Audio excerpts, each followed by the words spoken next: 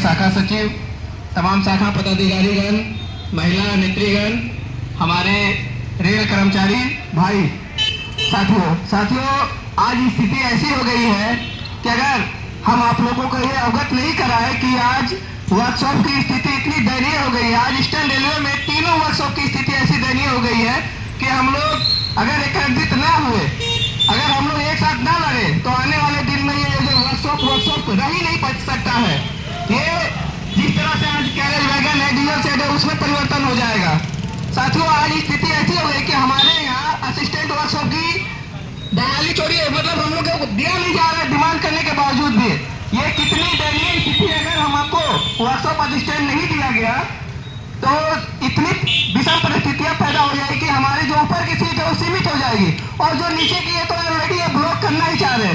सरकार की ऐसी नीति है। अगर हम लोग सरकार के अगेंस्ट में एकजुट होकर हमारे जितने भी कर्मवीर साथी हैं, हम लोग एक आंदोलन के लिए हस्ताक्षर अभियान का शुरुआत कर रहे हैं, जिसे हम लोग ईस्टर्न रेलवे महामंत्री को भी ज्ञापन सौंपेंगे और हम अपने नए ARF के जनरल सेक्रेटरी के पास भी हम अपना ये हस्ताक्षर देंगे। क्योंकि अगर हमारे पास असिस्टेंट वर्कशॉप नहीं दिया गया तो धीरे धीरे इस वर्कशॉप की जो स्थिति है एकदम, मतलब ये बोले कि अभी मैंने बोला ना, ये डीजल सेट की स्थिति पे ला दिया जाएगा।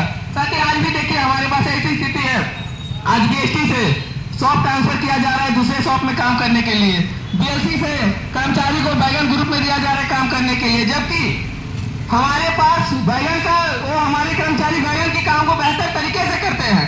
हम लोगों ने भरसक प्रयास किया, हमारे मेंस यूनियन के जितने भी शाखा पदाधिकारी, शाखा सचिव, तमाम ने अधिकारीगण से बात किया और पुनः BST में जो परिस्थिति, विषम परिस्थिति पैदा हुई थी उसको हम लोगों ने पुनः वहां पे काम लाने का काम किया। आज हमारे BST के साथी अपने पैटर्न शॉप में ही अपना बैगन का काम कर रहे हैं। साथी तो स्थिति ऐसी है कि जब तक हम लोग एकत्रित ना होंगे, एक साथ नहीं लड़ेंगे, तब तक ऐसी परिस्थिति पैदा होती है। आज हम लोग छोटे छोटे मुद्दे पे, छोटे छोटे काम को लेकर अलग अलग संगठन को पकड़ते, अलग अलग काम अलग अलग लोगों के पास चले जाते हैं। हमेशा कहते हैं कि जमीनी स्तर पर मेंस यूनियन हमेशा काम किया है, वो चाहे सुपरवाइजर की समस्या हो या अधिकारी की भी समस्या हो, मेंस यूनियन उनके लिए भी लड़े हैं और मजदूर के लिए मेंस यूनियन हमेशा खड़ा रहा है। जब भी मजदूरों की कोई समस्या हुई है, मेंस यूनियन बढ़ चढ़ कर उसमें भाग लिया है, अपने आपको उसमें झोंका है कि हम लोग हमेशा आपके साथ खड़े। साथ ही हम पुनः आप सभी से निवेदन करेंगे कि आप लोगों की मात्र 10 से, हमारे अध्यक्ष जी ने भी निवेदन किया था कि आपके 10-15 मिनट हमारे लिए एक एनर्जी का काम करता है।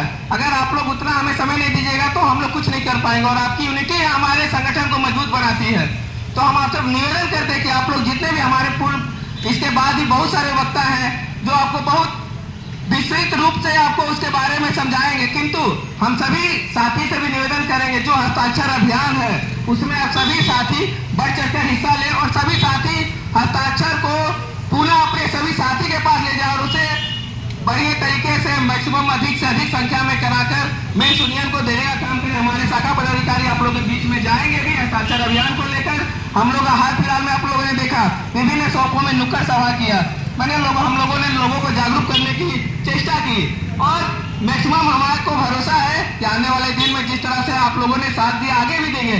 आज यही मेंस यूनियन है जो पूरे वर्कशॉप को, तीनों वर्कशॉप को 48 घंटा के लिए प्रशासन द्वारा लागू कर दिया गया था, लेकिन यही मेंस यूनियन है जो जाके GM घेराव किया, PCME को घेराव किया और पुनः हम लोग वही जो शनिवार का हमारा 45 घंटे का जो पूरा वीकली वर्क डे हम लोग उतने पे ही कायम रहे। ये मेंस यूनियन की ताकत नहीं, ये आप लोगों की ताकत है, क्योंकि आप लोगों के ताकत के कारण ही हम लोगों ने ये काम 45 घंटा को पुनः लागू करने का किया। साथ ही और भी हमारे बहुत सारे वक्ता जो अपनी बातों को रखेंगे। इतना कहकर मैं अपनी बातों को विराम देता हूँ। धन्यवाद साथी।